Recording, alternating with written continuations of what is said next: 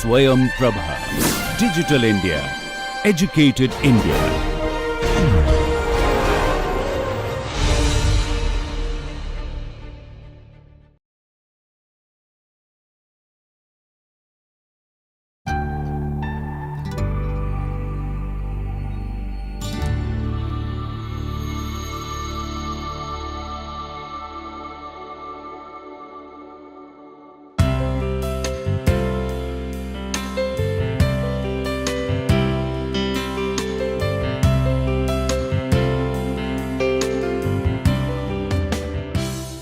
Welcome to the course, Disaster Recovery and Build Back Better.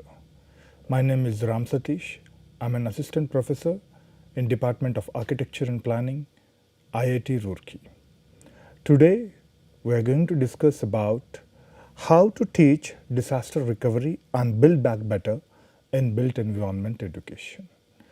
So this lecture is being prepared based on my own experiences for about 2 decades, how I have been involved both as a student and as a faculty in different cultural and environmental setups. So how disaster has been integrated in the curriculum, in the education, and the methods which were adopted, and in fact some of the courses which were actually executed by me, and where I keep testing different methods of how to teach the disaster risk reduction and build back better for the built environment professionals, especially for architecture and planning students in India, UK, Mediterranean countries, and in Sweden. So that has given me a good exposure of working in temperate climates and the tropical climates, Mediterranean climates, and the Arctic climates. So I keep testing various tools and methods in teaching this DRR. So I'm trying to bring a kind of concise understanding of what I have implemented and what I have learned through that. So before that, I'll give you a brief theoretical understanding of the educative component of it, the education component of it, and how it is relevant in the architectural phenomenon, and especially in the present age, how it is drastically changing, and what are the threats, and as a result, how this DRR has to be looked into it in the built environment education. When we start about architecture or planning or urban design, any of these studies which are related to the built environment orientation, in the past we mostly have talked about the monumentality of the architecture. You know, whether it is a Vatican City Plaza, whether it is Duomo, you know, the Brunel Schill's work. So the great architects, the great master builders who have actually made these spaces to happen. And that is what we all studied about architecture. And in fact, when we were studying these architectural courses, there are different segments of the training, starting from your design component, and as well as the construction component, the structural component, the service component, and the historical component. So somehow we end up studying in most of an isolated manner, like each component in a different aspect. So there is always a need to integrate and how we apply the learning of this to that.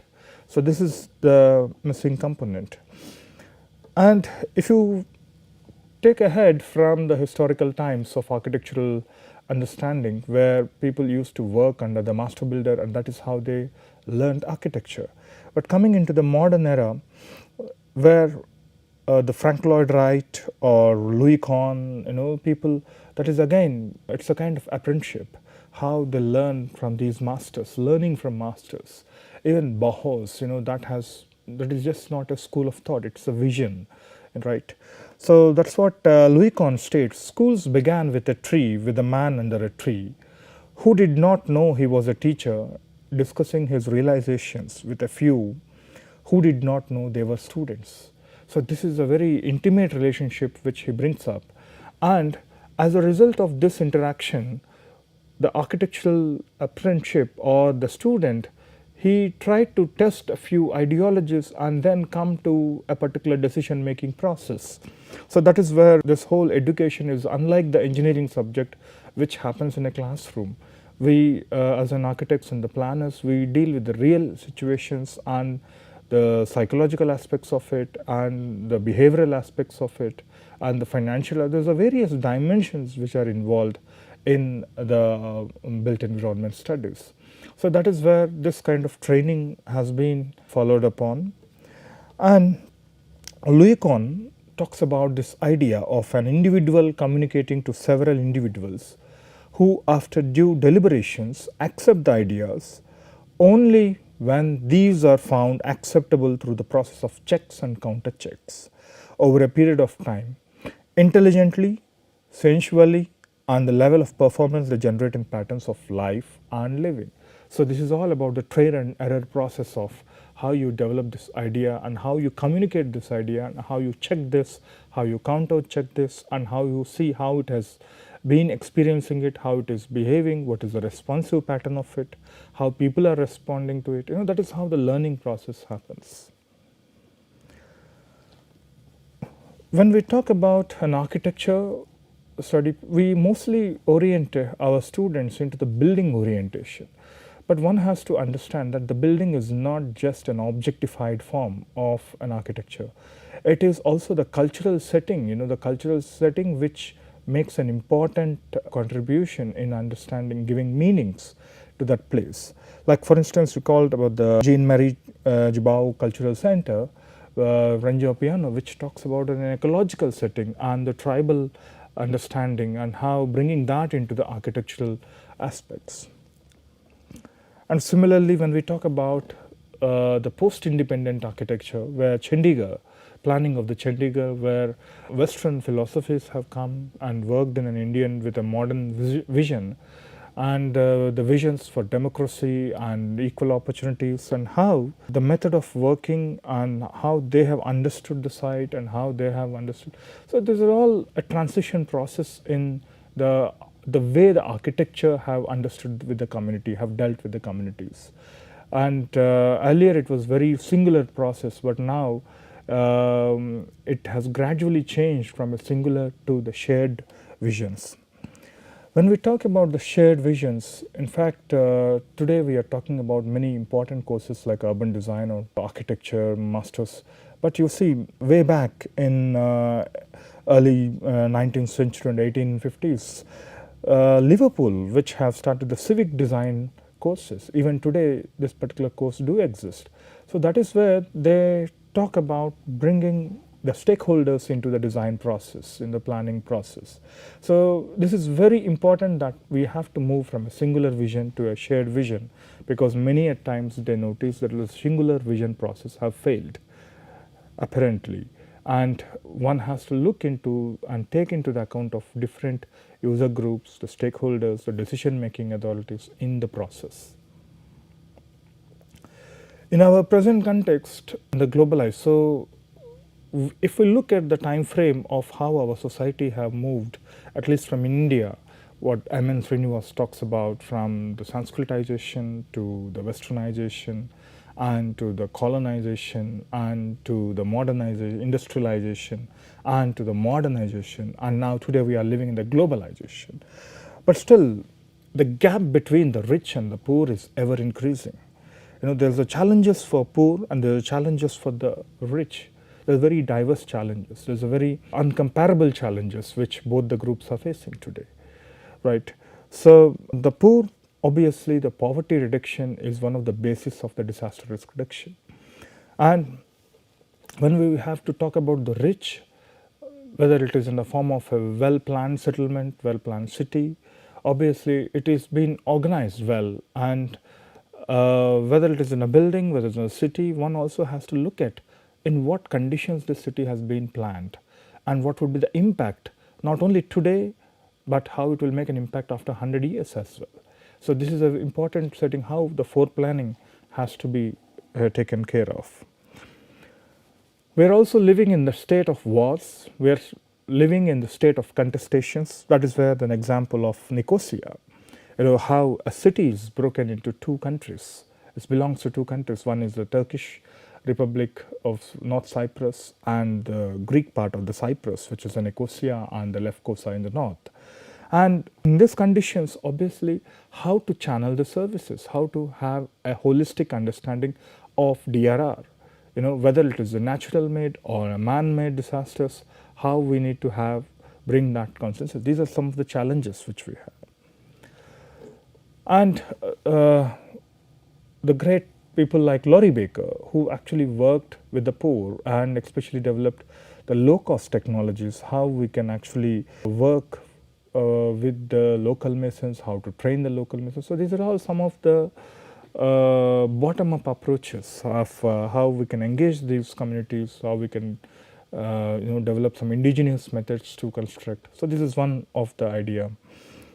But then the same aspect, we also have to look at the long run adaptation of these efforts. Like for example, in Changal Chula, what you can see is what Laurie Baker have designed on the right hand side, but what the communities have developed their own initiatives later on. And today, one have a very great difficulty even finding out locating what the Laurie Baker have designed exactly. So this actually shows that there is also some gap between what the architecture on that day have made a vision, and today how communities have responded to it. Maybe due to various schemes coming into the practice, maybe due to the various financial inflows, and maybe various needs and demands coming into the. So I think this is all a very complex phenomenon. Similarly, some NGOs like Hunarshala, where they are also organizing various summer training courses for the people and students of architecture, that how one can learn with the communities. So being with the communities and working with the communities, it also benefit not only the student who is there and learning, interacting with the outside world, it will also benefit the community. It will reduce the cost. It will certain there's a win-win situation in both the aspects. That is what till now I was talking about, how our design methodology and the teaching has been progressed from a singular vision to a shared vision. So this is where we started about engaging our students, like even addressing the diversity of people. When you are planning something, it is not just a common man. For a common man you are planning, how you are going to plan for differently able people, whether it's for children, whether it's old age people, whether it's a blind person, whether it's a physically challenged person. So we used to do some kind of workshops where people realize the essence of and the importance of other diversely able people, so that one can understand what are their needs. That is one important sensitivity we try to do with that process. And also in my own study, we did the mental maps, and that also some of the techniques we have some of the students have adopted in taking the mental maps and how to analyze the mental maps, and what are the different ways one can take the mental maps. So these are all some of the learnings which we have passed on through our learnings to the next generation. So that, in fact, when I was a student, no one have taught me about what is a mental map. But then when in my research, when I learned it, then I obviously tend to pass it on to my students, and then my students have developed in a different innovative manner in different contexts, and they have taken it in a different way. So this is how the knowledge have transformed from one generation to the another generation. Like for example, he was my Piyush, he was my bachelor student who was doing a thesis in earthquake affected area in Uttarkashi. It's a Baun village. So and it's a small bachelor's dissertation. He was looking at the resettlement of a village, and then the way he was looking at it is basically, I took him to the village, and he developed the community mapping. He gave them some maps of the village, and then they asked him to, how do you understand where are the important problems in this village? So people started mapping it. Yes, this is how we get a lot of water drains out in this rainy season. We get the snow accumulated here. We get there's a dilapidated buildings in this. So that way communities also do possess some understanding of their own vulnerabilities. The second aspect which we also tried to do was, in that level, he also mapped out various conditions of the house and the whole settlement, various social hierarchies, like whether it's a Jat community, whether it's a scheduled caste community, that is how, and how they are segregated and how they are integrated. So all these things were worked. For instance, then in terms of the individual layout, he tried to make some kind of small blocks and then try to interact with the community, and people say that yes, I want a toilet outside of it, and I want a place for the cattle to rear the cattle. And interestingly, one of the important finding also was they were not happy to have another social community in front of their house, but they were happy to have the backside of their house. But then we can see a possibility from the designer. The moment if you keep them in front, obviously there are possibilities that some disputes might occur. But when the moment you keep in the backyard, at least in that process, long run interaction can develop, maybe in a long run process. And also we have to make them, the students, aware of the adaptation process, because when we talk about the disaster, it is not just only the event, it is not only about the relief, it is not only about the rehabilitation, it is not only about the reconstruction, but it is also one has to understand how communities have changed their dwellings to how they are modified according to their cultural needs. This is a toilet converted as a puja room. This is standardized dwelling converted back to their traditional forms. And this is where an architect can understand the whole build back better with a cultural approach. That is what Amos Rappaport once said, environments are thought before they are built, and design tries, however imperfectly, to reach some ideal embodied in an image, schemata or a model. And like this is another discussion I did also explain in one of my lecture on the Kiruna, the moving Kiruna, where there's a mining town and people are relocated, the whole town is getting relocated. But now looking at the digital tools now with the VR, the virtual reality, so one can see that now people are making the planning even by sitting at a desk, by the tools have been operational, and how this particular city could be planned, the highway program could be planned. So that is where people are getting a different notion. Anyone can become urban planners. How is it possible? This is, so one has to understand the ground realities, the demographics of it, the sociology of it, the economics part of it, the infrastructural aspect, the procurement aspect, so many other things. It is not just only from the virtual reality which one can look at it. There's many because the technology is moving. Earlier it was all made with the hand tool technologies. Now after some time they moved on to the machine tool technology, and now the condition have moved to the information tool technology. So it is focused more on the form generation. And today what we are dealing with the houses, with the housing, with the city development, or whatever we are urban design, we are all doing with the same softwares. Whether it is a peasant house, whether it is an industrialist house, or it is only with the templates which we are getting from these softwares, we are trying to apply it. But there is also how much a student is learning with these templates is a big question, because when he was interacting earlier in the physical form, he was able to see what kind of trees, what kind of flora, what kind of fauna. Even a smell of flower makes a big difference. When we talk about the curriculum part of it, the Ashraf Salama talks about two sets of pedagogic approaches, mechanist pedagogy and the systematic pedagogy. Here we talk about the schools, curriculum, grades, subjects, courses, lessons. But then here also the same thing, but here what it is very important is how are they relevant to the society. And in terms of assessment, we talk about the assessment to increase the quality, not just only grading them like a C plus or C minus. It's not about the judging, but it is assessing to increase the quality, how we can enhance their skills further. This is where a teacher has to look at, even when teaching the disaster risk reduction, how we can bring certain thought process so that he can understand the disaster context and the build back better context. There is also another problem in many of the developing countries. Of course, it is common. Is it true just most penguins believe it?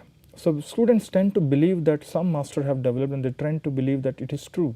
So I think we need to also develop certain critical approaches of questioning each and everything, and that makes a thought process. If there is a river and there is a settlement you are designing, then a student can start thinking about, can I construct here?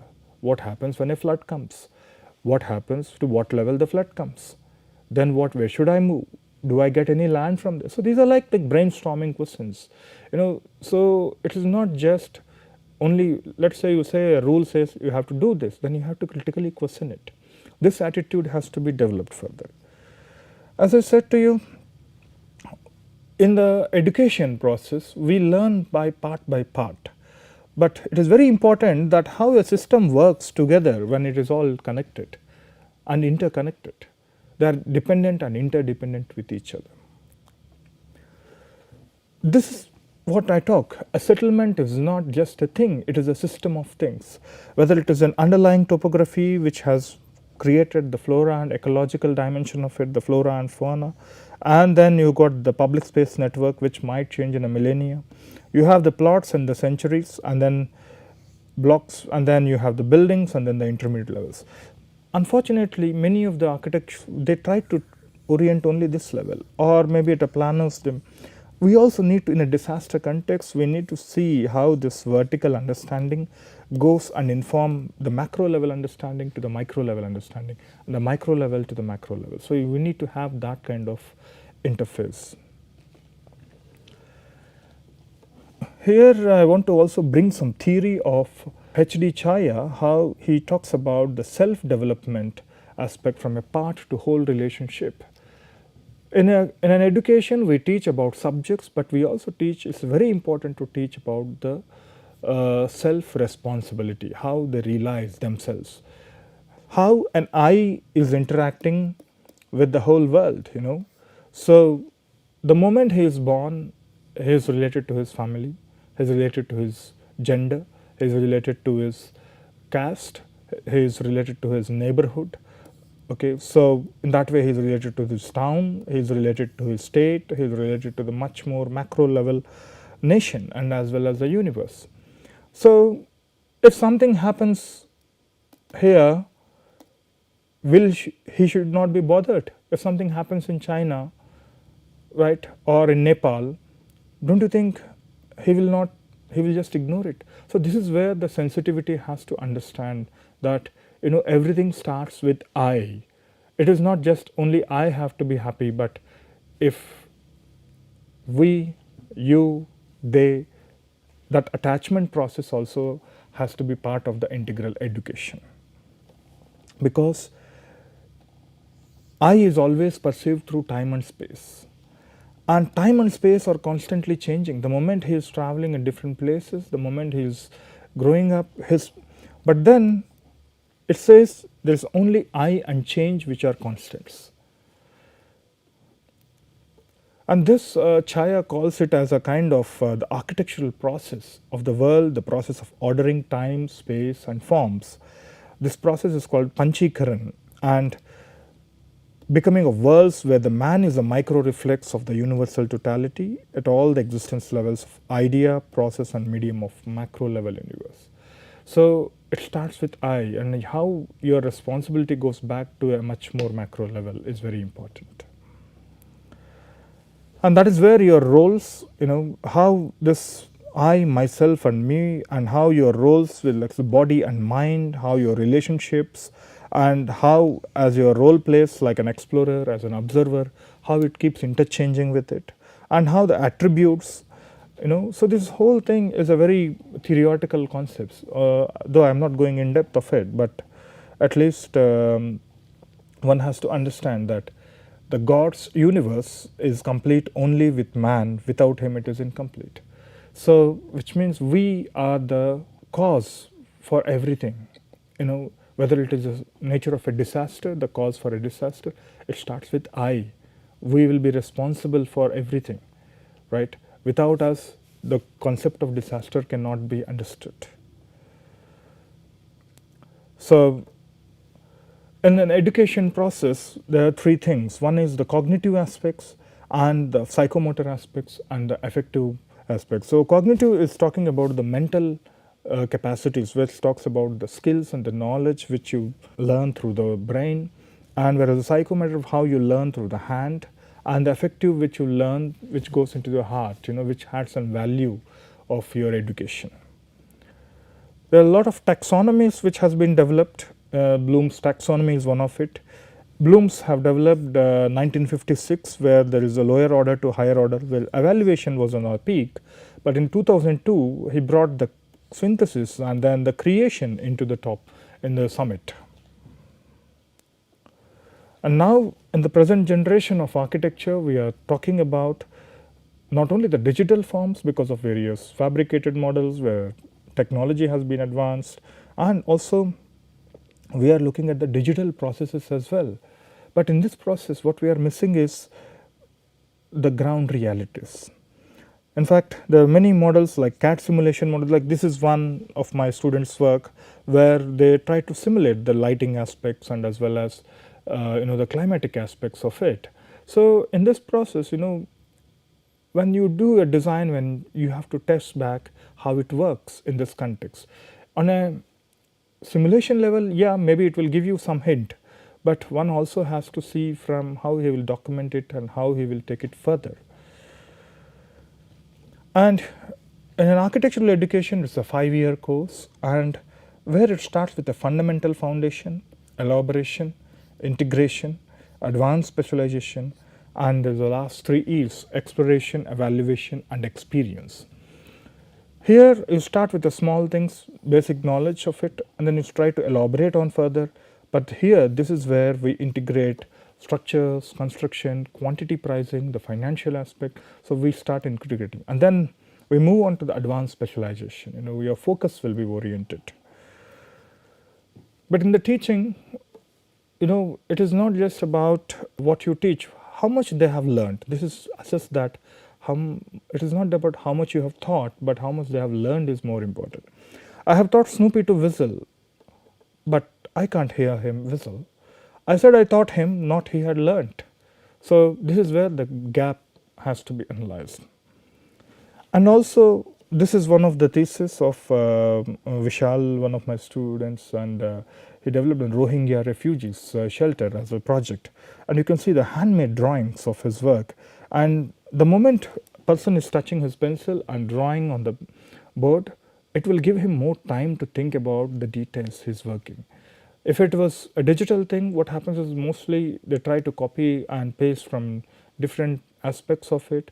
Of course, if you are drafting in design, then that makes it different. But here, they will have some sensitivity of the scale and the proportions. And this is what I can see, that their imagination also comes into the picture. Today, because of the various tools which we are doing, we're having many tools like the CAD simulation tools and the energy efficiency orientation.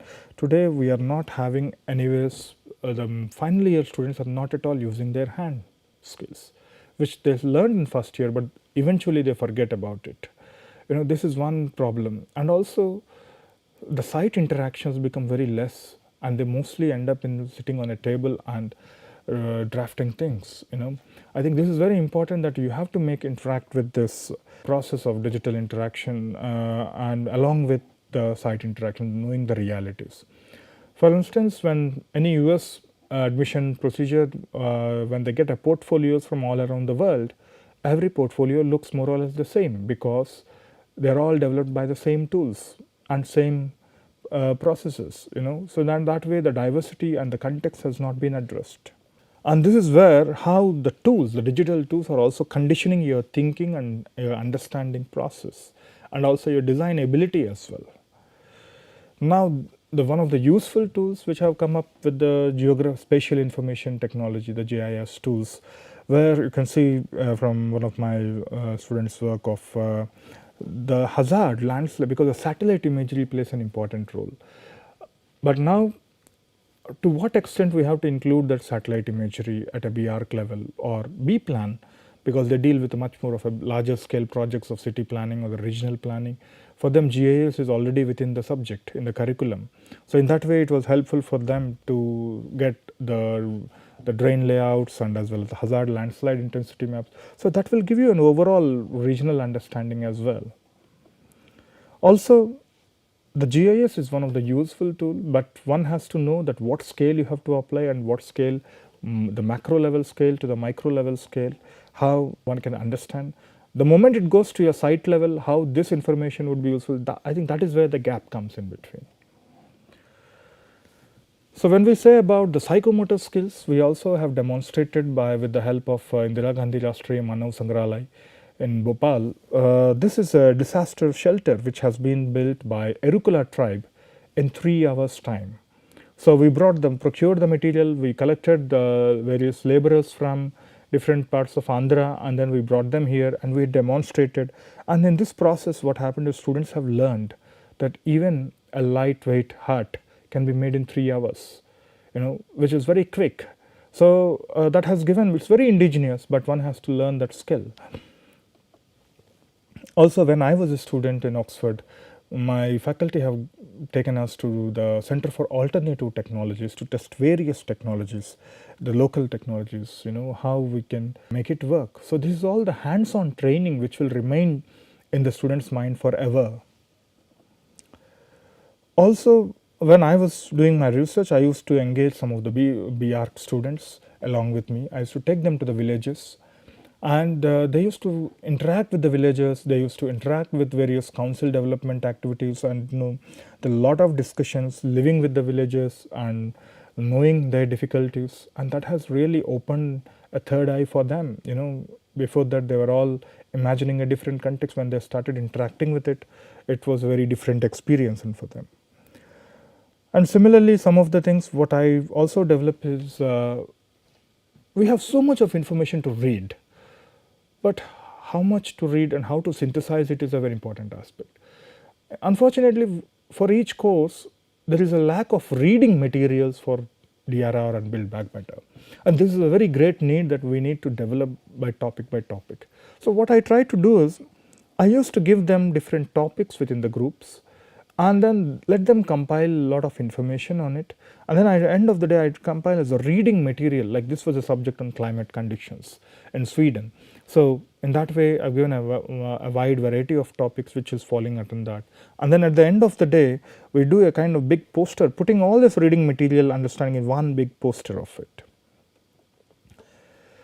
This is another important technique which we played. This is on role play for DRR. So here for B-Plan students in SPA Bhopal, what we did was we given them a task of a disaster context, whether it is a village under the dam and a flooded area, and then we make them into small groups, and then we made into like community engineers, planner, architect, NGOs, district collectors. So there is a decision making, there is a user group, there is a provider group, there is a technical group. So all these people will actually discuss the real aspects of it in a virtual understanding. In fact, it was very important to see how even students have developed a model and brought to me that, oh, this is how we want to propose. And this is where they counter argue with the director and how they can establish the funding mechanism, how they'll establish the cooperative between community and the technical providers. This is how all things have been discussed. Because when you imagine yourself in a different shoe, obviously you think of many other practical situations. And this was one of the successful which I can see. There is another concept which I have used for teaching Build Back Better is I used to give them two people in a group, and then one chapter for the Build Back Better, Michael Lyons and Theo Schilderman's work, and then I asked them to read and analyze and make a critical review of their understanding. So then what I do is I try to first, this is the Build Back Better, and I leave this as an empty part. First I don't fill this. So this is the skeleton I give them, and then I give them each of them a segment of this is my blackboard actually.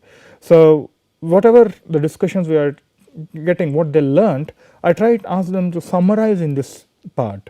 So the moment they are summarizing, then I ask them to keep what are the key words which are informing this. So in that way you can see a very important keywords of security, adaptation, traditional knowledge, all these things are coming into the picture which is informing the Build Back Better.